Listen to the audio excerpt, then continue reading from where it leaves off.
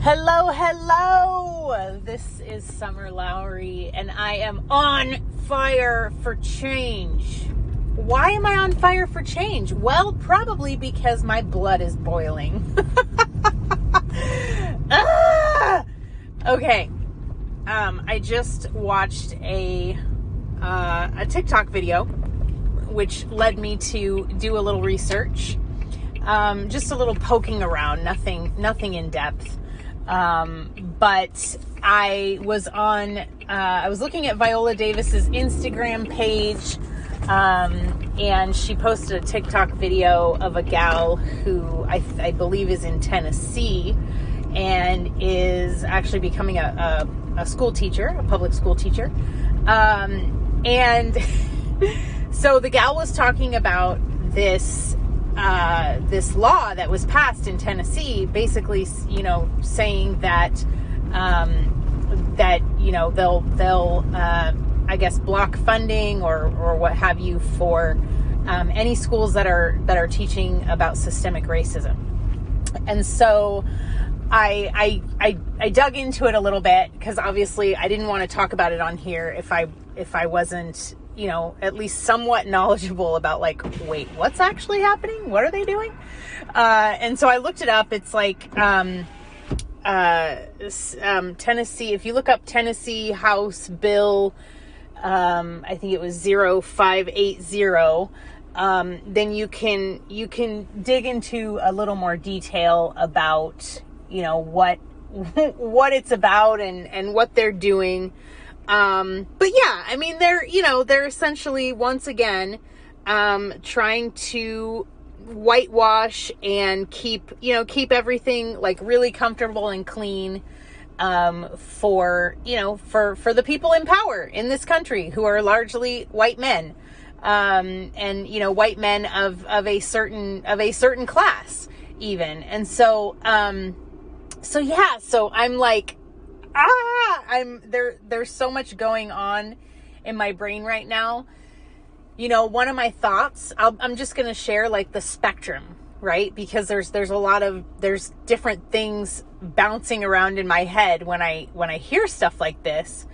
And, one of the things is what? This is still happening? I live in California. The school where I work is an anti-racist organization. We've been very open about that with our families. We do anti-racist work. We talk about white privilege. We talk about equity. We strive to dismantle, elements of white dominant culture and recognize what those are and how they play out in the classroom and in our school environment, and what are the other ways of doing things, basically. And so, one of my thoughts is I'm so glad I live in California, where nobody's going to tell us that we can't talk about that or teach about that or whatever. It's probably telling us not to talk about or teach about other things, but not that. And then another part of me is no, that's not good enough. It's not good enough to be grateful that you're in that you're in some sort of a bubble. Because let's face it, tell me where there is some place on the planet that is not racist, or that has not been impacted by racism and racist structures, whether they're economic structures, education structures, healthcare structures, whatever. Show me a place on the planet that has not been impacted by racism. I can't think of anywhere, because definitely I've thought about it. I'm can I run away? Is there anywhere we can run to? And it just comes down to okay, running away is not an option. I mean, we all know that anyway, right? Wherever you go, there you are. You're going to end up with the same whatever. And that's just a save yourself mentality, which is more individualism, which is more white supremacy. Because white supremacy is totally based on this idea of, individualism. And it's so interesting because in the wording of the bill, they kept using the word individual. An individual, an individual, an individual, an individual. And it's like it's all geared to sort of, protect whiteness. And yeah, it's just, oh God. Anyway, so I have thoughts, right? I have a lot of thoughts because when I was in the car with my son the other day, I don't remember what we were listening to, but it was something else related to, some shit that was going on. But I think it was a story about somebody, disrupting like something that was happening. And I'm sorry that I can't really give details on this. It was like something on NPR we were listening to. And he said, disrupt the corrupt. And I was like, dude, that's a t-shirt. He's like, really? I'm like, yeah. I'm like, t-shirts, hashtags. I'm like, disrupt the corrupt. I'm like, that is exactly what needs to happen. And so there's, I think there's like some different ways of looking at it because, to me, I'm like, okay, first off, lawmakers, you're making this law. You can't teach about this stuff in a school. Okay, well, guess what? A lot of crap that is taught in schools is outdated and everybody knows it. Everybody knows it. Show me all the schools that are teaching coding to kids. Like, okay, you're teaching C++, Java, you're teaching like, all these skills that, like the skills of the future. You're teaching about that? No, you're not.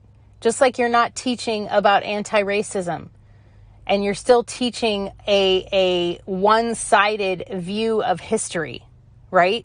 So first, I just want to say, schools, I work in a public school, but they are not the primary source of information for kids or anyone.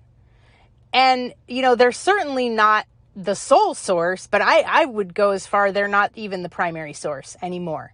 A school, your kids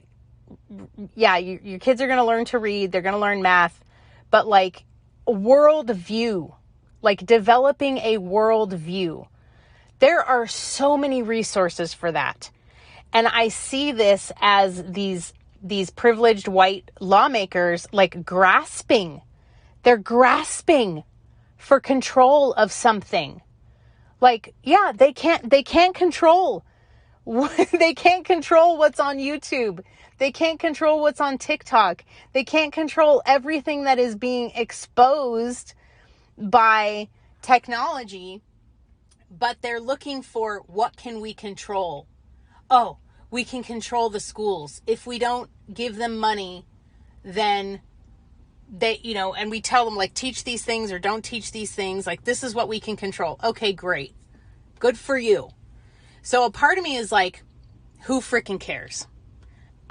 Because your outdated systems are not the only source. And it's up to people to educate their children, which I believe. Like, don't send your kid to school expecting them to get everything they need. That's not realistic. So that's one thing, right? But also, you can't stop this. You can't stop this. There is an unraveling that is happening. There is there is a deconstruction, there is a dismantling, and there will be a reconstruction. Hopefully, there will be some restoration. But what are we restoring back to? I don't know. Because I am an advocate of restorative practices. But what are we restoring to? Like, was it ever right? Maybe we just need to recreate. We need to recreate the paradigms, right? And so I know there are people who are like, we got to fight for the public schools and we've got to We've got to make them better, all of those things. Well, if you have the energy to do that, by all means, like, fight the good fight, and I'm rooting for you. But I'm looking for like the revisionist, like not revision, not like revisionist history or what. No, I'm talking about revision, like envision what is possible. Like, look at things in a totally different way and come up with what is a totally new way to do things. What is a totally new way to live? What is a totally new way to be? What is a totally new way to think? Right? And so I'm looking at this, and then another part, because I'm just sharing all the parts right now, because like I said, my blood is boiling. There's a lot of bubbles, just bubbling. And the other thing that comes up is, well, you don't have to teach about systemic racism. You don't have to teach that. You don't even have to say the word systemic racism. All you have to do is teach the full story of U.S. history. The full, true story of U.S. history. And ask the kids what they think. They'll come up with a different term. They probably, they may or may not come up with the words, oh, that sounds like systematized racism. That sounds like, no, like they might not. They might have a new word for it. They might just say, well, that sounds like some bullshit. Right? Just teach the whole story. The history, teaching the whole story will do the work for you. I think one of the biggest problems is we haven't even been taught the whole story. Right? We haven't heard every perspective. Every perspective hasn't been brought to light. So start there. Like, don't even worry about, oh, okay, you got your little law over here. Okay, no problem. We don't teach anti-racism. We won't teach systemic racism. We won't talk about that. Because if you teach the whole story of history, you won't need to. It's going to be so freaking obvious how corrupt, broken, inequitable, unfair, horrific. It's going to be so freaking obvious that you won't even need to say, hey, by the way, this is systemic racism. So that's another thought. I literally needed to go for a drive so I could do this car cast. Another reason my blood is boiling. I'm sitting in my car and it's like 100 degrees outside. I turned the car off. So there's that. And if you're sitting here going, oh, well, I don't believe in systemic racism or, whatever. Like, okay, then you go, like, this isn't for you. Like, I'm sorry, I'm not here for you. Like, do your own work. I'm talking to people who are doing the work or they've done the work. If you can't sit and be with your uncomfortableness of knowing about these things, like deal with it. Okay? Like, find a friend who can walk you through that, or just step back. Like, whatever. I'm not here to do the work for you. This is my car. And it's my car cast. So if you don't like it, tune out. Go do something else. I'm sure there's plenty of podcasts where you can listen to that with people that are reinforcing your beliefs and your views. But I'm here to disrupt shit. Disrupt the corrupt, as my son so eloquently put it. And I'm here to ask some questions and think about things differently. So Tennessee, and I think apparently Kentucky has a similar law. I don't know. But let's keep talking about it. Let's keep talking about how ridiculous it is. And let's also recognize, don't give them all the freaking power. Okay, they have the power of the lawmaking. Okay. There's plenty of smart people who know how to work the system. Okay? So either work the system, which is, like I said, don't use the word systemic racism. Don't talk about white privilege. Just teach history. And let people draw their own conclusions. And watch what happens. Okay? Kids are a lot frickin' smarter than we give them credit for. They're capable. They're intuitive. They're in touch. They are still in touch with their essence, their God nature. Just share the truth. Just share the story. Share the story and ask questions. What do you think? How does that sound? Interesting. You should write about that. What are they going to do? You didn't. What did you teach? What did you say? You didn't. You taught. You just said, this is it. This is what happened. And then you asked some questions. And then they came up with it on their own.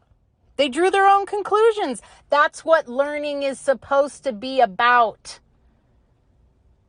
Okay, so if you're in the system and you're working the system, that would be my best suggestion. If you want to dismantle, deconstruct, okay, well, one, just start small. Start anywhere. Form an anti-racist book club for young readers. I guarantee you, if you're listening to this, you must know at least one other person who you could get together with, who you could start a discussion group, who you could start reading. You could start talking about it.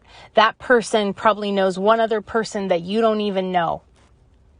And then that person knows 2, 3, 4, 5 other people that those people don't know. Don't get overwhelmed. That's what they want you to do. That's how they want you to feel. And that's how they stay in control. So, F the white patriarchy. Someone's coming after me. I know it. I don't even care anymore. And do the work. Do the work. No matter how big, no matter how small, do the work. Do the work, do the work, do the work. I love you.